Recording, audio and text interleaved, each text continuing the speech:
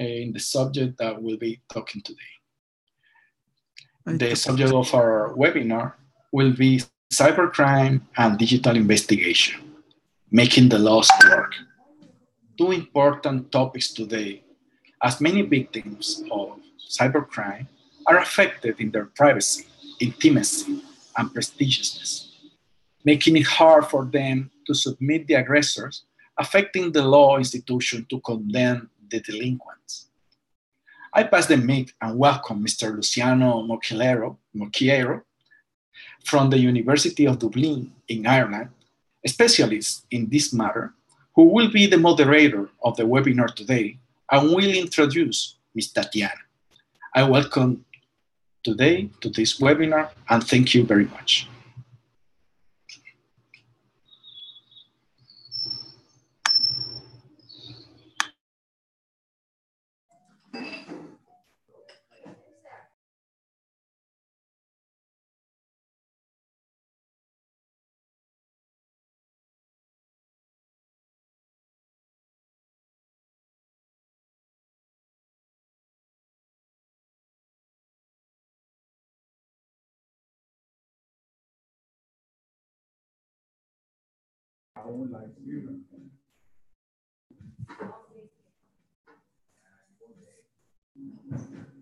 Yes, sir. Anything else?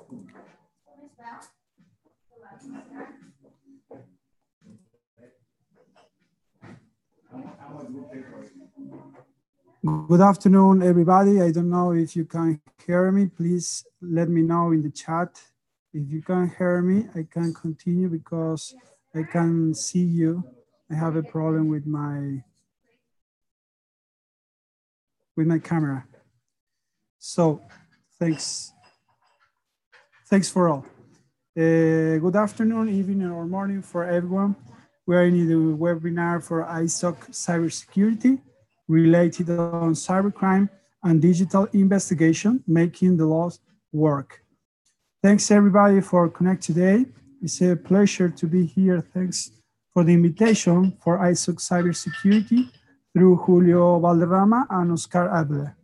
On the other hand, let me know to introduce myself. I'm Luciano Monchiero. Today to introduce to Dr. TATIANA.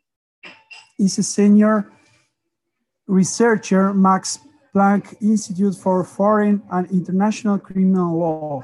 She has been conducting cybercrime research for 15 years, starting in Russia in 2002, where she became the first Russian researcher to defend a PhD thesis on cybercrime, 2005. From 2003 and 2008, she worked full-time as a lawyer and then was the head of a legal department of many telecommunication companies. In 2008, she won the British Chevening Scholarship to study telecommunication management at the Business School of Strathclyde University, Glasgow.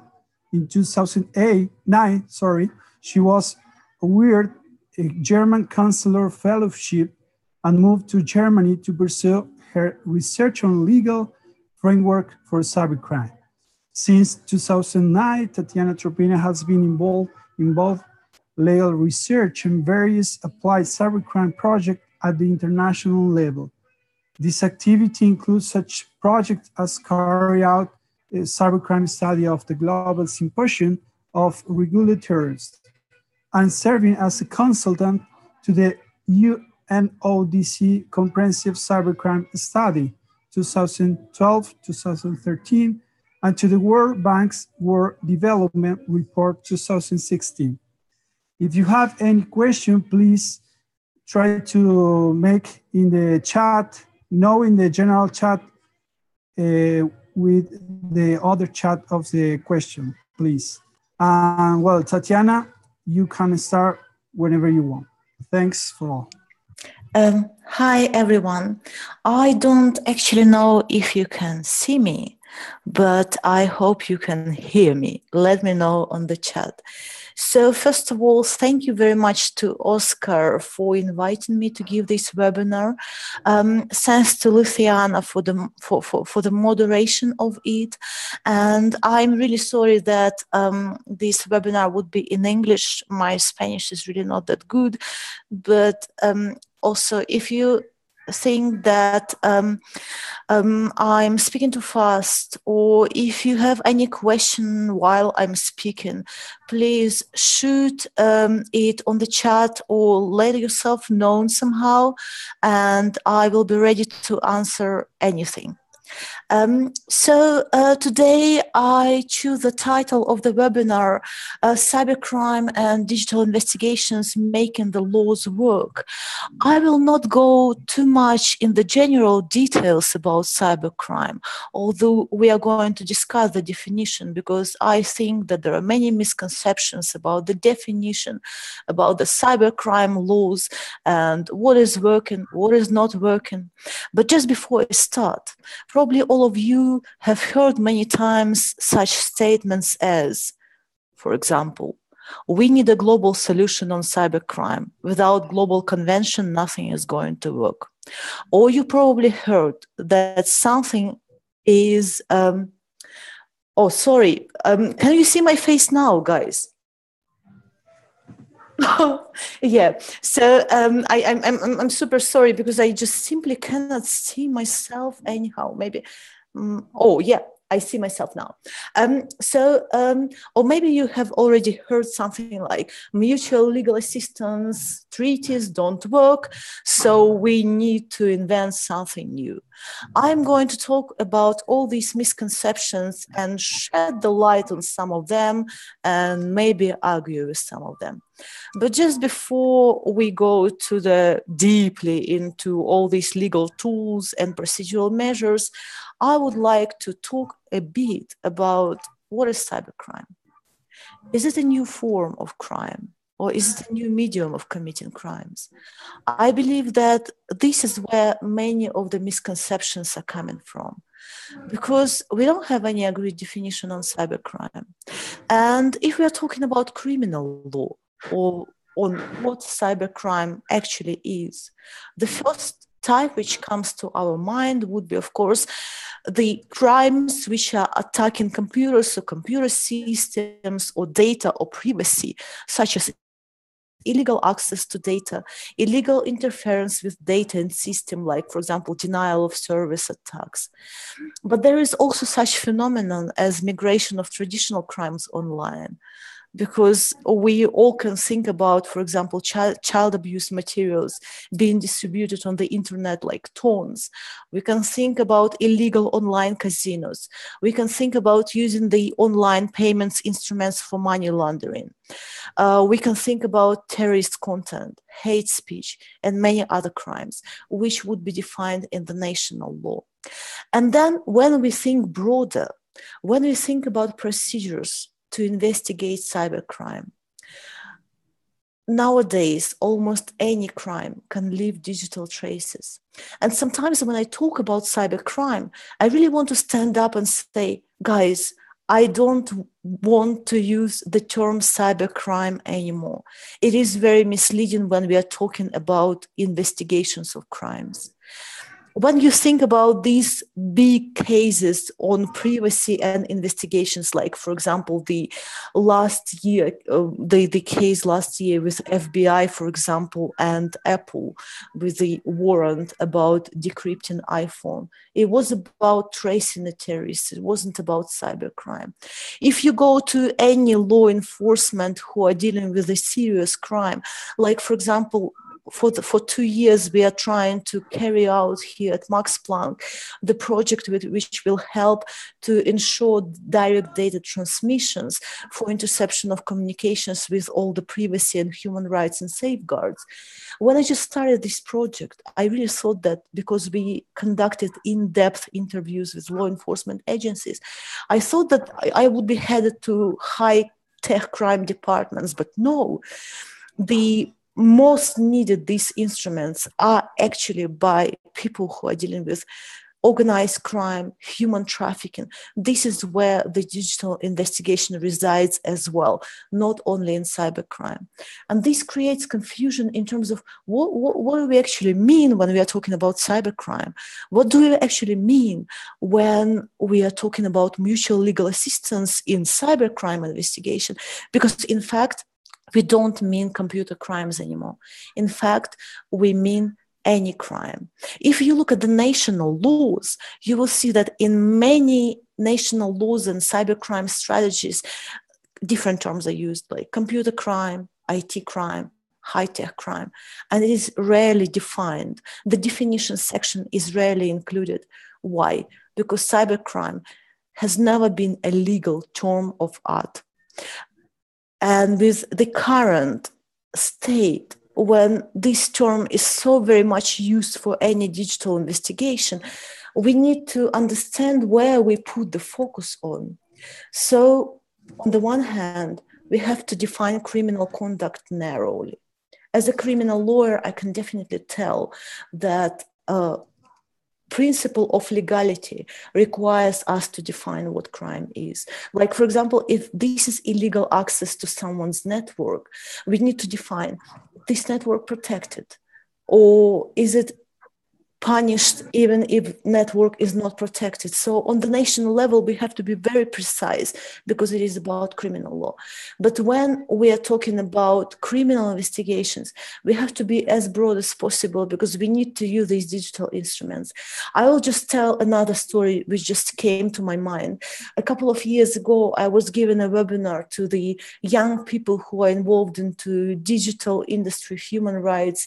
And one of the countries in Europe, which is not a EU country, former Yugoslavia country, the guys told me that they have a lot of bullying going on the internet, a lot of women getting threats and so on. And when they go to the police to protect these vulnerable targets and to start a criminal case, the police is telling them, no, no, no, the digital investigation instruments are only for high-tech crime and cybercrime. We are not going to gather digital evidence using these instruments for your whatever cyber harassment cases. So, you know, this has kind of double side. So extending the definition and explaining law enforcement agencies that, look, it's not only about cybercrime, it's about any crime leaving digital traces is very important. So remember, always specific when we are describing conduct, what is crime, and always sufficiently broad to, first of all, allow digital investigations. And secondly, when it comes to investigations, they are very seamless and very intrusive. Like, for example, collection of metadata, interception of communications, and so on. And we need to ensure that human rights in these investigations applied like in normal investigations, that they have all safeguards and all human rights, despite being digital investigations. So this is a bit of theory about the definition of cybercrime and what I'm going to talk about. Because basically, when we think about cybercrime, we of course understand that it is a trans-border crime, that criminal and victim don't have to be in the same country, in the same city, they can be even on the different continents. And of course, we understand that in this sense, we have to have dual criminality and we have to have frameworks for data transfers between the countries to investigate the crime for data exchange. In this sense, we have been talking about this for already, I don't know, maybe 30 years, or I believe that maybe I was not even born when these conversations started in early 70s. What are we doing with computer crime?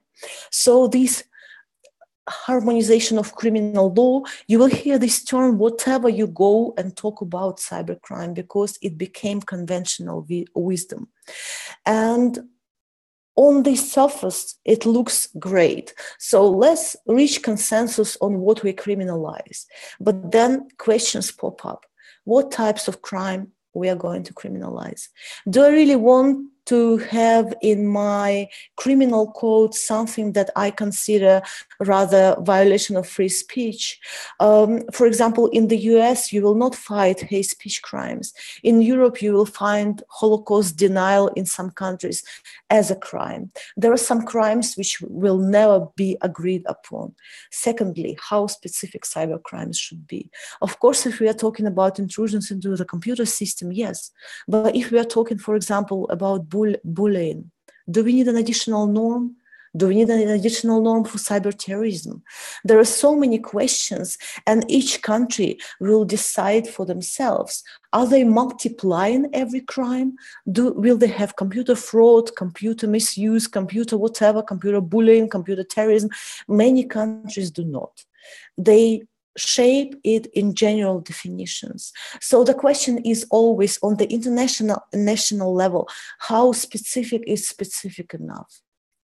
And a very burning issue is how to harmonize frameworks on digital investigations, not only for cybercrime, but for any investigations. Are we going to apply existing laws, or are we going to update the laws? Is interception of electronic communication the same as interception as normal communications? Again, coming back to this Apple FBI case, you probably saw, some of you, which law they actually used to try to summon Apple to force Apple to decrypt the iPhone. It's the law All Risks Act from 18th century. So are we going to have specific laws or we are not? And I'm going to talk about this a bit in details. But then I'm going first to come back to this myth about having a global standard, a global solution. And I'm going to be clear, directly, frankly. There would be no global solution. We are trying to achieve some kind of harmonization of standards since 1983, when OECD came up with the list of crimes. Then probably all of you have heard about Cybercrime Convention, which is also called Budapest Convention from the Council of Europe. But while Cybercrime Convention is probably the most famous instrument, if you look at the world map, you will see that there are many other instruments that are not that famous, but they are agreed upon by different regions. They are working. Maybe they're not working this well, but they exist. So, for example, we have EU framework decisions, which are expelled now, but they are now EU directives on attacks against information systems. We have League of Arab States documents on cybersecurity and also model law of the League of Arab States on cybercrime. We have African Union Convention on Cybersecurity and Data Protection. If you ask me why there are so many documents, well, Convention on Cybercrime was a brilliant document, and it is still kind of golden standard. But I also believe that as it started as a regional standard, and many countries were not invited into this club of drafting it, it was a big issue. If you are not invited, are you going to join? Because you still can use this convention to draft your own standards. And sometimes I think, would Council of Europe sign any document coming from League of Arab States or Organization of American States? I doubt it. And the same questions we can ask about League of Arab States. Why should they sign a cybercrime convention coming from the Council of Europe? So it's always a bit of a political play. And of course, if you think about, like, if we ask the question, who is going to be in charge if we want a global solution? Which body is going to take responsibility? Of course, the first thought which comes to our mind would be United Nations, because that's where they have a special body, United Nations Drug and Control Program, which is responsible for crime. Well, it didn't happen because when UNODC, this UN organization, which is responsible for this, started the global cybercrime study. I was a part of it, so I know the process. I know how it all went. And while it went well in capturing the current state of cybercrime, making a snapshot of what was there in terms of law, phenomenology, criminology, public-private partnerships. UNODC didn't make a good case for countries who are already a part of Council of Europe Cybercrime Convention to pursue the drafting of the new instruments, because apparently those countries said that the convention already provides us with a very high standard. Any UN document will lower the standards. It will lower our expectations for human rights and for safeguards. So we don't want this. Also, we don't want over-criminalization, like, for example, of hate speech crimes.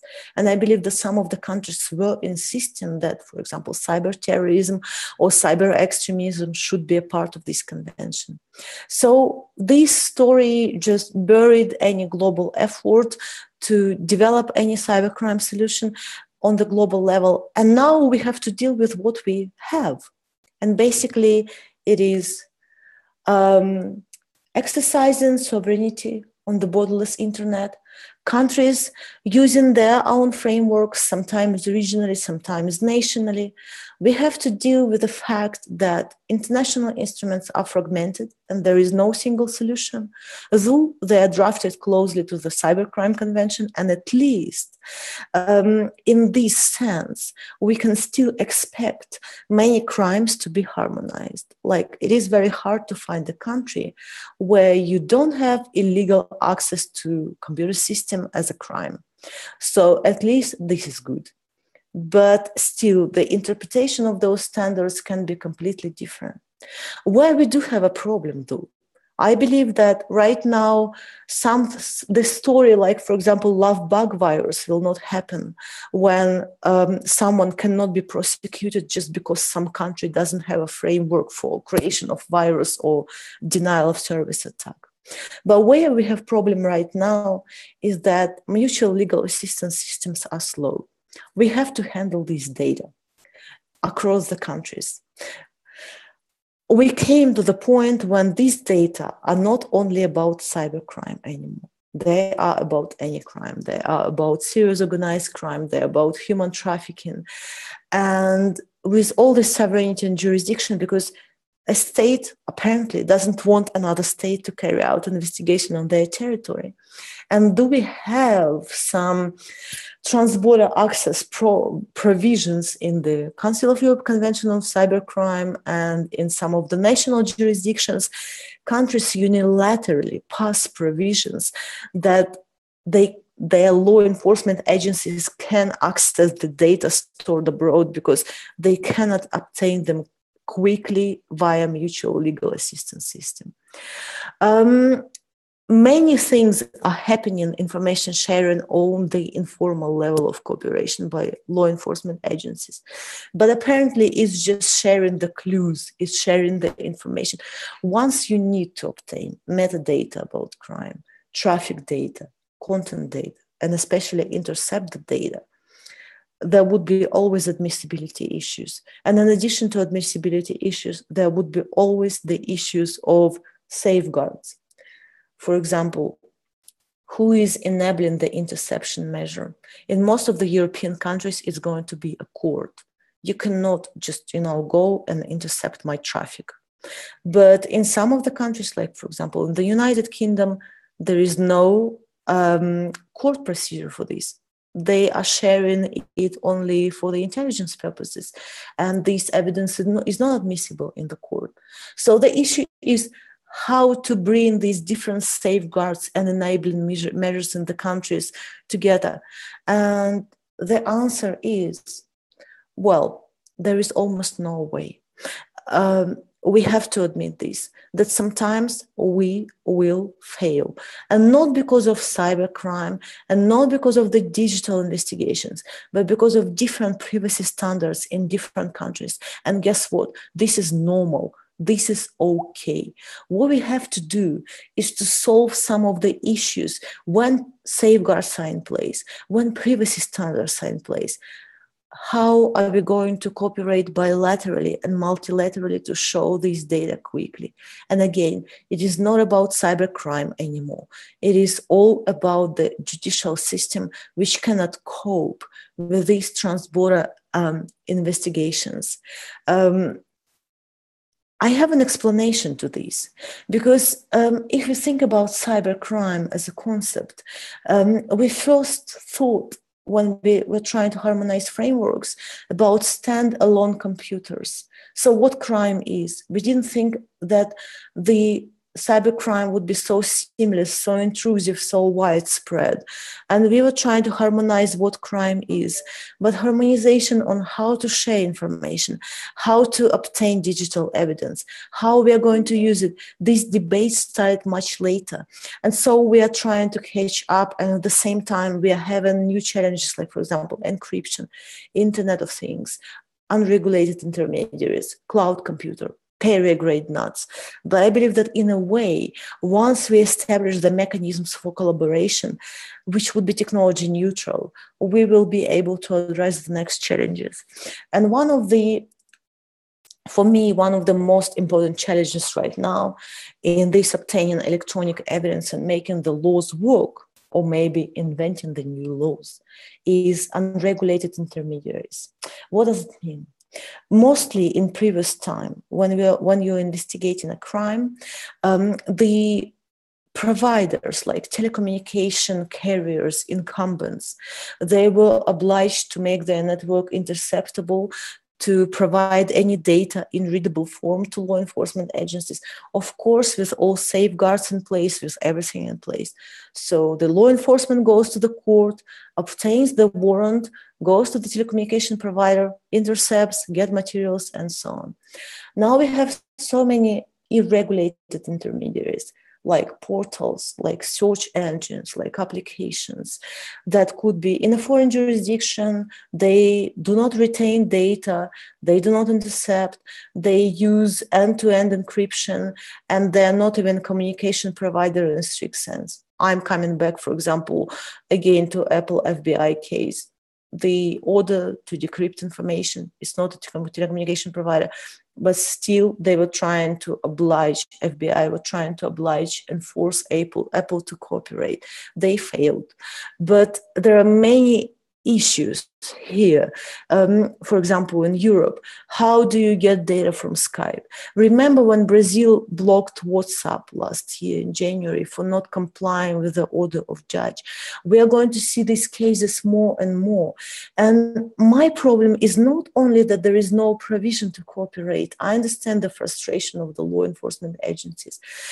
My worry here is that if it is not going to be under the frameworks of high standards of interception, we are going to lose our battles for human rights and safeguards. So if we're thinking about the new duty to cooperate, what they are coming up with, the legislators, the law enforcement agencies, well, of course, blocking the uncooperative services, which on the one hand looks stupid, on the other hand might look smart. Because, you know, they are losing customers.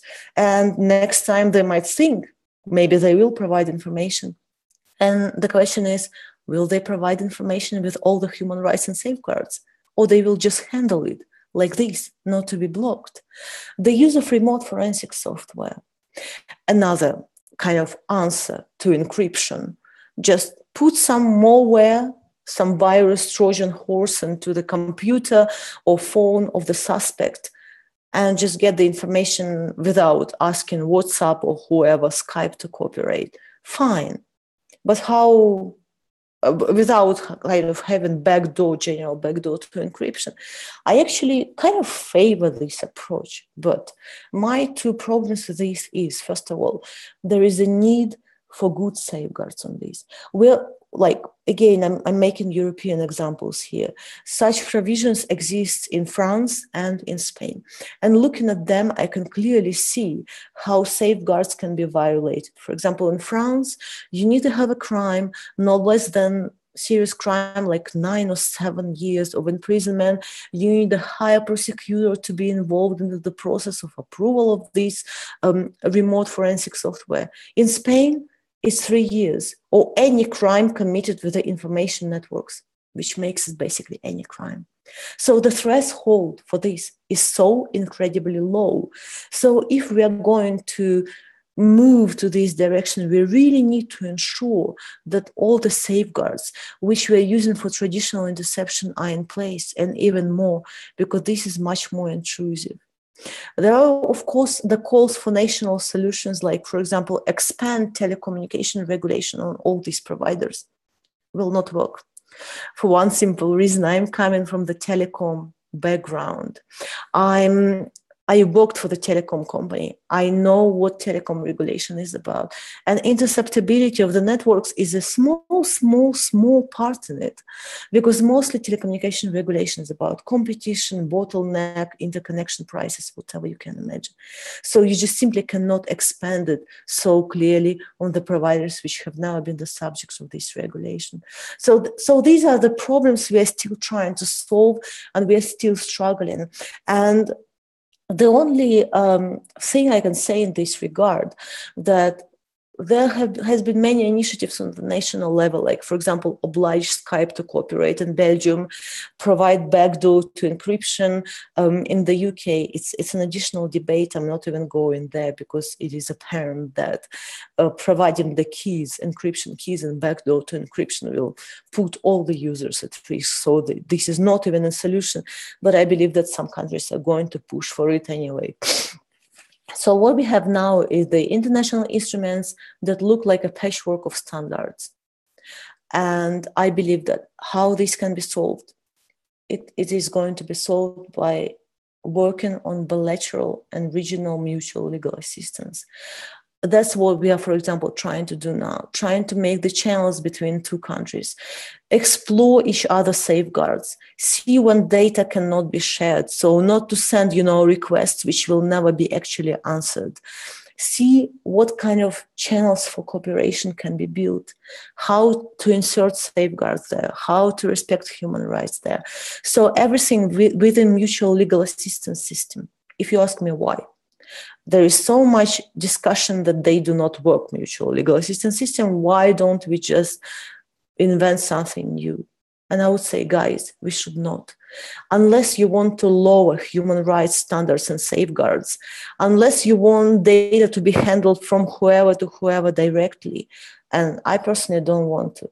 I believe that the law of criminal procedure should be strict, because it is about convicting someone. It is about sometimes imprisonment. It's about fines. It's about criminal records. I want human rights and safeguards to be in place, even if I need the data quickly. There are some pilot projects which might also serve as a good practice, like, for example, the recent pilot project between US and the UK. I still have doubts about kind of high human rights standards there, but at least we can see if the channels for handling data can function, and this can be extended. But again, global solution is not realistic, and we should not invent any new process. We should strive now to improve the regional and bilateral mechanisms, because they do work. If people put effort there, they work, and they're going to work more and more and more. And we are going to build this channel of cooperation in absence of the global solution, which will probably never come. And last couple of minutes, I would like to spend on this big issue of public-private cooperation and cybercrime, because we hear about this a lot, about public-private partnerships, about non-hierarchical framework, network of the internet, about private actors managing the networks, and that they have to participate in cybercrime investigations. And of course, the problem that criminal law can only react to the problem. And we need proactive measures. We need them in addition to reactive approaches. We need participation of the industry, of academia, of civil society in capacity building awareness raising, prevention, early disruption, detection. And we already have lots of form of this public-private collaboration, like hotline and reporting platforms, for example, for hate speech or for child abuse material. We have codes of conduct in the industry on how to detect cybercrime or how to detect suspicious transactions, for example, for electronic payment providers. We have public awareness campaigns where industries or providers are participating. We have sharing of information for the purpose of investigation. We have fighting bulletproof hosting, is when the content or the domain name system abuse or technical internet system abuse is hosted by some providers, and they allow these abusers to migrate before law enforcement agencies reach them. We also have industry participating in the botnet takedowns. Botnet, for those who don't know, is the network of zombie computers which are compromised by special malicious software, and they can attack with one mouse click of the attackers. So they're behaving like zombie, and this army of zombie can attack any system in any given time.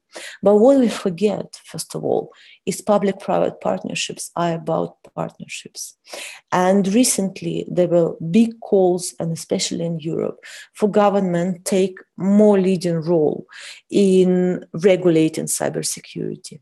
And I believe that it will eventually happen, because there is so much talk about private industry failing in providing cybersecurity. I don't believe in this narrative, but it exists, and it will grow, more and more and more. And of course, governments have unique mandate, and it is especially important when it comes to criminal law. You do not want, and I do not want, no one wants private industry to carry out private investigations, for example, or be an enforcer of the criminal law, because it is about safeguards, it is about governments, it is about courts. So there should be a very careful balance on how and when private sector is actually getting involved. And there is, of course, limitation. Like, for example, taking down of child abuse content will never substitute finding those who abuse. Taking down the botnet will never put into prison or under investigation a person who is actually running it. They can apparently create a new botnet and run it again. So this public-private collaboration should always supplement but not substitute criminal law. And of course, when private industries get involved into investigations, we really want them to be transparent, to handle investigation properly, and there is apparently deficit of control, because for legal frameworks, I'm the one who is voting for my government. I'm a citizen who is supposed to make law enforcement accountable. But how am I going to make accountable a service provider who is carrying out private investigations? No idea. So how private enforcement is too much. And very briefly, about one case about the danger of mistake, the case of Microsoft and no IP. It was in 2014. Microsoft went to a civil court and took a private warrant to seize 23 domains of the host company, which was called No IP Service Provider, because they were used for malicious purposes. But something went wrong technically, and 5 million host names went dark, and almost 2 million of customers' websites and devices became absolutely unreachable. So a big thing. Microsoft brought their apologies and said that, sorry, we regret for the inconvenience, something went wrong. No IP, of course, brought their arguments and said that Microsoft, instead of going to the court on the sly privately, could have contacted our anti-abuse department. And instead of secretly using legal tools, they could have contacted us and we would have investigated on our own. One quick email would have solved the problem. So in July 2014, Microsoft and OIP reached settlement.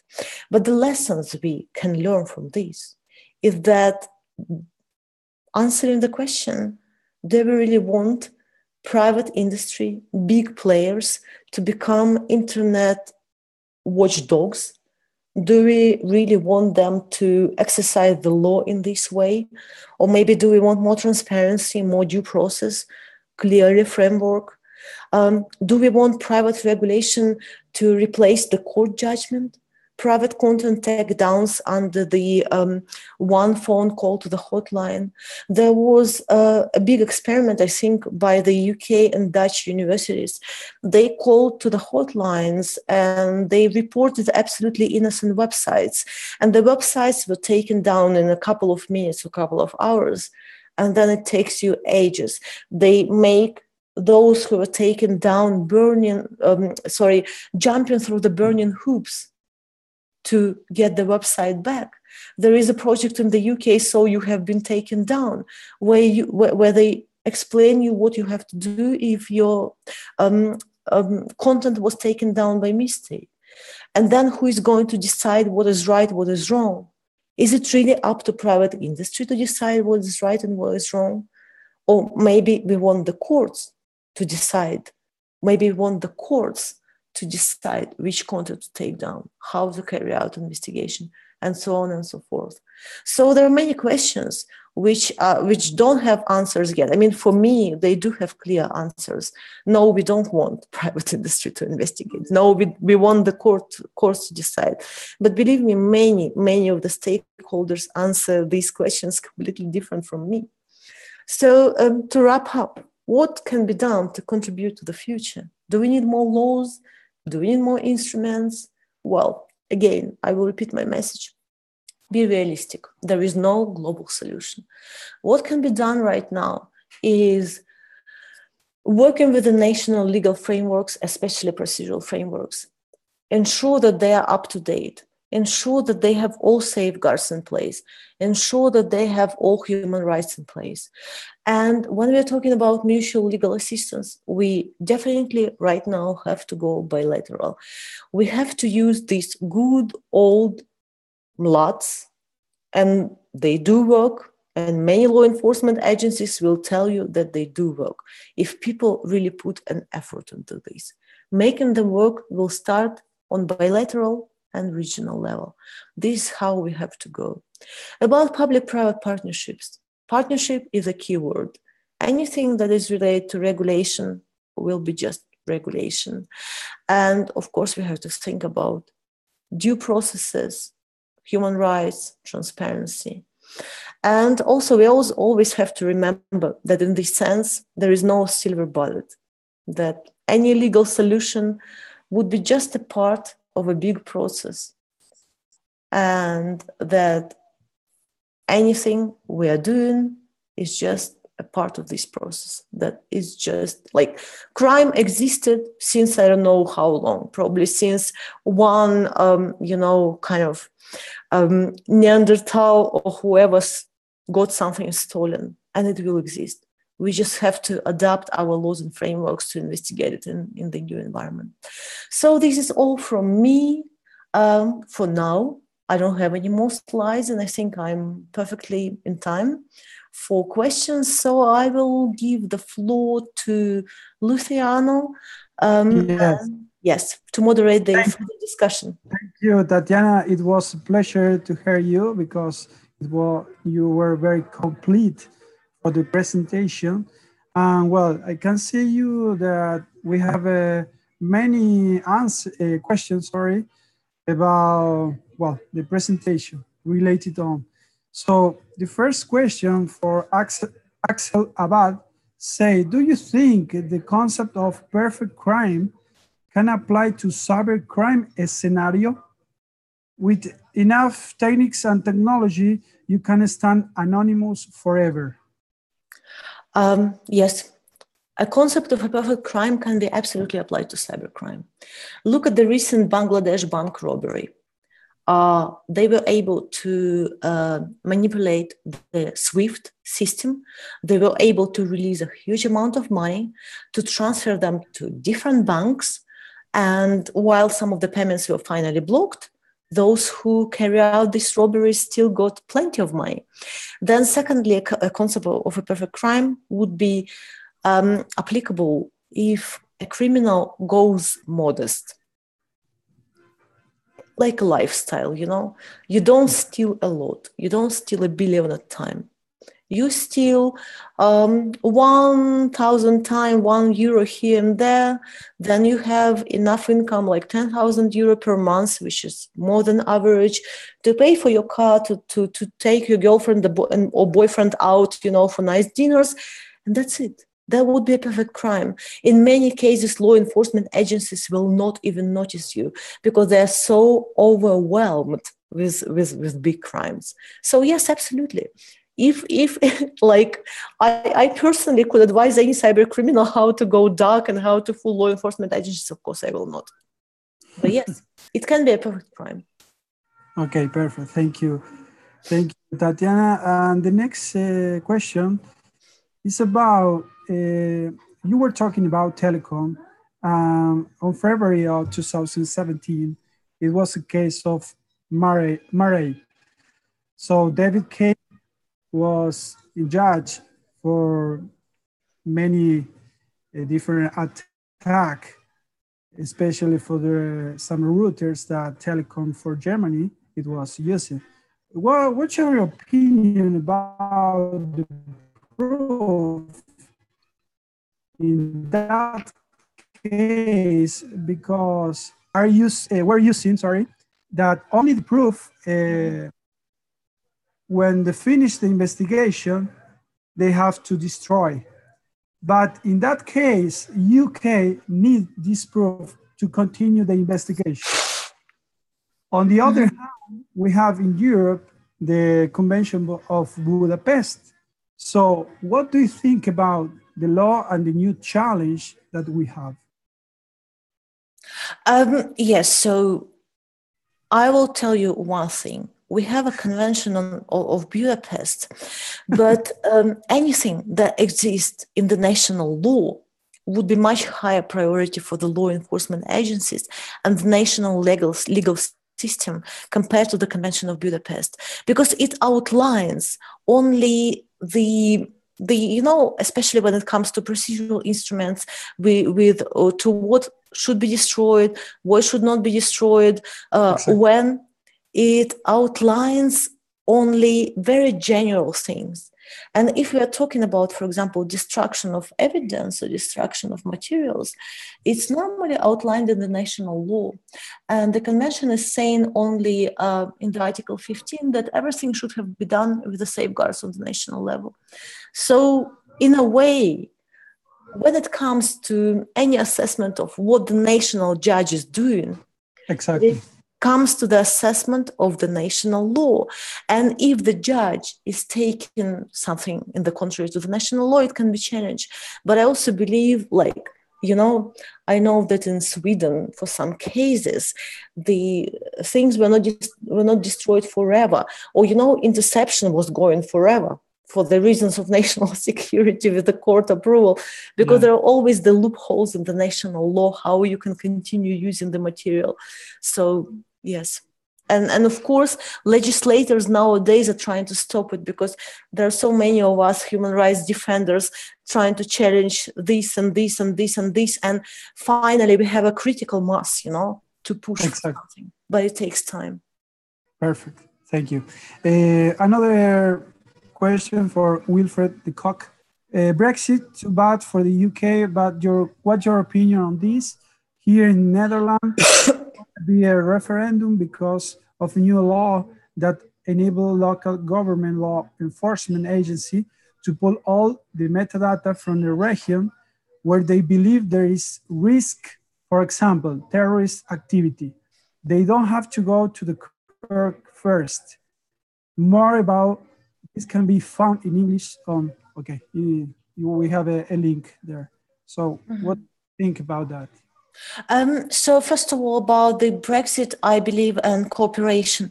Well, 3 weeks ago, I was on the same panel with Rob Wainwright, the director of Europol in London, and he was asked the same question. As I'm not British, I cannot, speak for Brexit, but I can just say what I've heard on that panel in relation to Brexit and Europol and cooperation. There is a strong belief among the UK law enforcement community that Europe needs cooperation with the UK, no less that cooperation UK needs cooperation with Europe. So they believe that Brexit will not affect this cooperation because they will continue sharing information.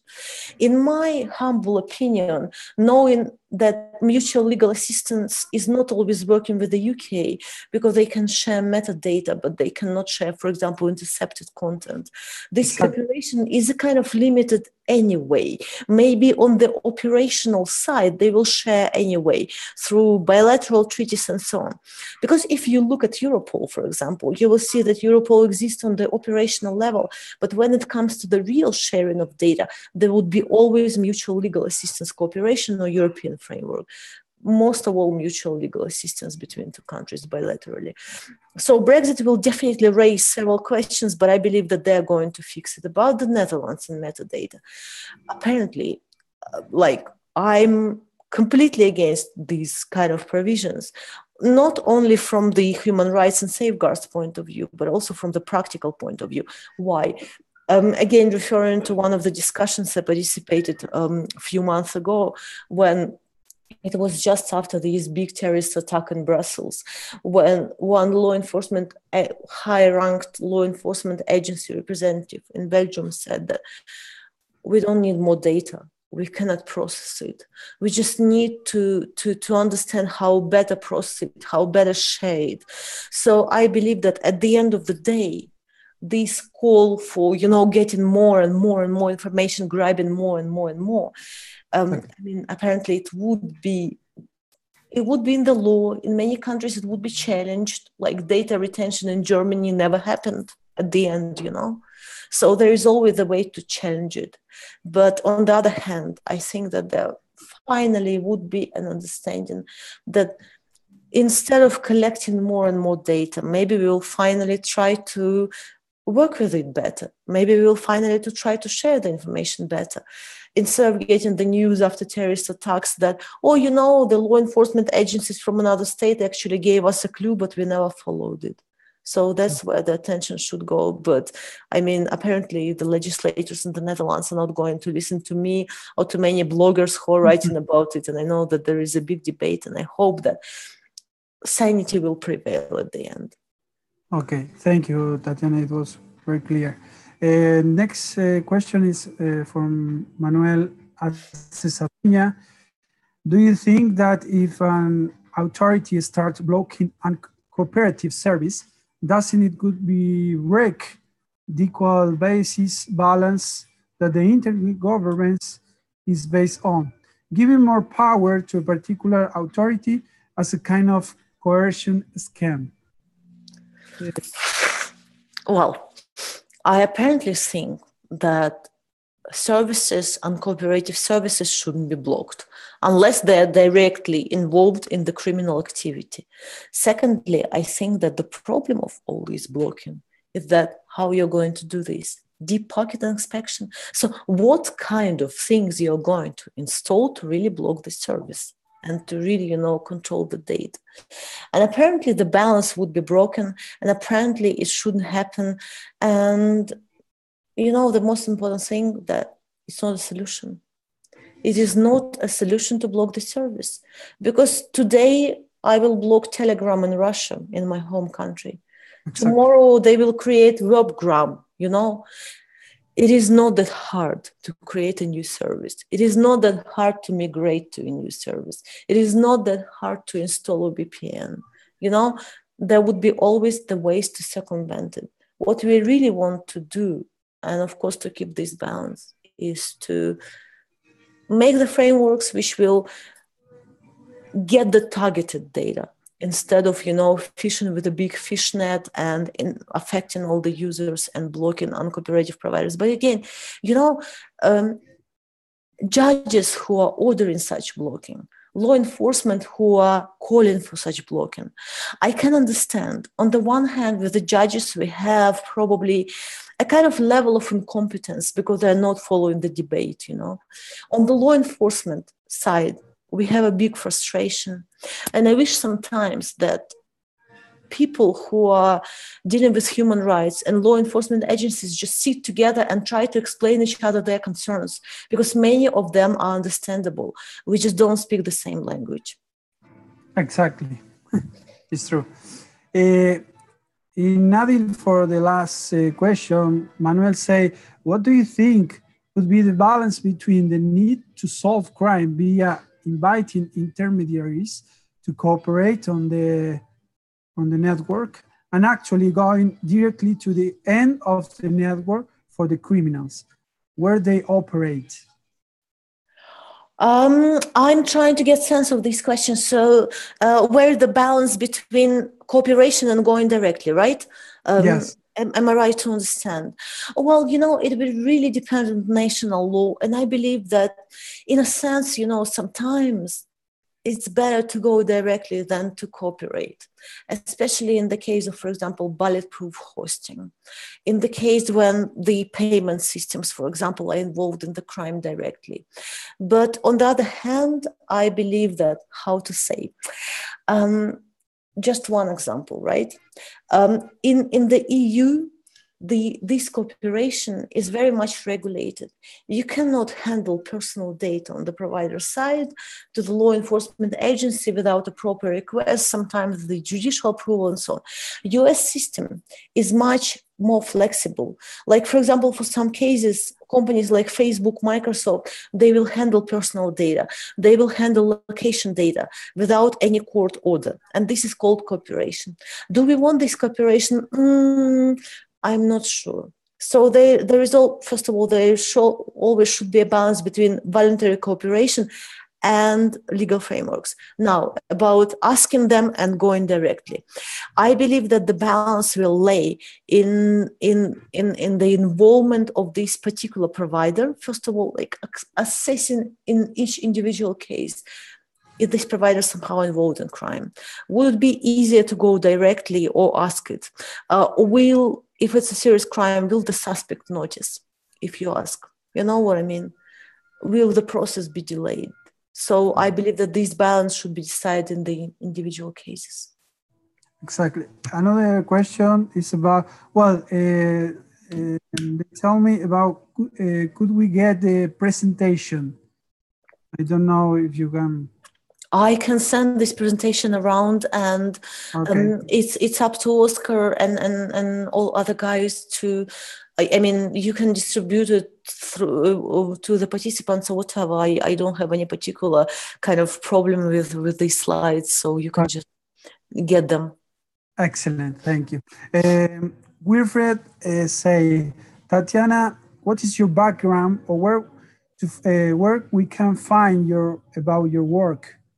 Well, basically, my background, I'm working for Max Planck Institute as a senior researcher, and links to the projects where I participated can be found on the Max Planck website, but I have to admit that the page is a bit old because I am too busy to update it. So a bit more about my work. If you Google comprehensive study on cybercrime. This would be the study of cybercrime from 2013. It is a very long document by the United Nations, but basically, if you want to know about cybercrime and legal frameworks, it will give you pretty much comprehensive information. And of course, I do have publications like available freely, like, for example, on cybercrime and organized crime, a recent publication on big data and financial crime. You can just put my name TATIANA, TROPINA, Big Data, and you will find something that was published just recently, to the World Development Report on illicit financial flows and crime. So there are plenty of publications available online, and I think that if there is any particular question, please shoot or don't hesitate to write me an email, because my email address is in the presentation, so you can just write me. Excellent. Tatiana, we have just 3 last questions, and we absolutely. Axel say, do you believe it's good practice to replicate the same mechanisms that currently is used to fight international conventional crime or terrorism to address cybercrime? No, because many of the terrorism information sharing and some others are functioning, on the lower standards of human rights and safeguards, because in many cases it is the job of intelligence agencies, and they share information freely, and there is the standards for obtaining it is a bit low. So if you're talking about serious crime and organized crime investigations, yes, we better to apply the same standards. But if we are talking about petty crime or conventional cybercrime or something like this, probably we have to think more about criminal law standards. But believe me, yes, these conventions are used, and when there are digital investigations related to organized crime, these instruments help tremendously. They help a lot, and of course, for this type of crime, we have to use it. Excellent.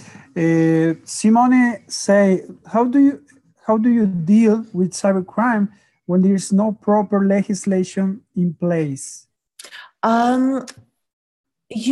If you mean there is no proper legislation on what crime is, then of course there is no way to deal with this, because it's not criminalized.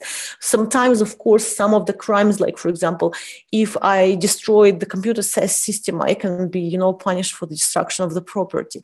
But it's mostly not the case. When you deal with digital investigations, yes, that's a struggle. Like, for example, you have to intercept the electronic content. You have to order it under the normal interception. When you have to get electronic evidence, you have to use the old good production order. And the point is that mostly on the national level, people are dealing with this somehow. But when it comes to the mutual legal assistance, some countries are more advanced and some countries are less advanced. And it is not clear how they're going to share the information between them. That's where the problem lies. And the last, and we finish, Adolfo say, do you think that it's possible to create an independent worldwide entity, not having implication or relationship with providers of hardware and software, totally independent, in charge of cybercrime investigation that could involve many countries, have one representative in this organization?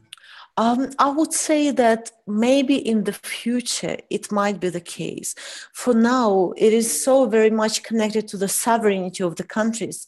And I believe that providers will always resist something like this. But I believe that at the end, we will come to some information sharing center anyway, in one form or another. What was proposed in the question, it looks really kind of sounded, and I believe that maybe it would, move to the direction of this, like representatives sharing information, but we have a long way to go there. So right now it's impossible, but it might be possible in some future when we have mechanisms in place. Excellent. Well, Tatiana, we don't have more questions. We can say thanks for all. It was a pleasure because, well, I'm working here in Europe in investigation. I'm doing a master in Dublin, and today I'm in The Hague in the Europol, and we were talking about IoT, especially for the law, to make a lot of this kind of webinar to discuss these kind of things, because the population, the professional organization have to discuss. And so thanks for me and for ISOC Cybersecurity, because it was a pleasure. Thank you very much all for your questions, for your attendance, and to Luciano for moderating, and to Oscar for inviting me. And yes, I will distribute the presentation, and any further questions, yeah, just shoot me an email. Thank you very much all. It was a real pleasure to be with you. Thank you, Tatiana. And thank you all for our hearing, Tatiana. Thanks for all. See you in the next webinar. Thank you. Bye-bye.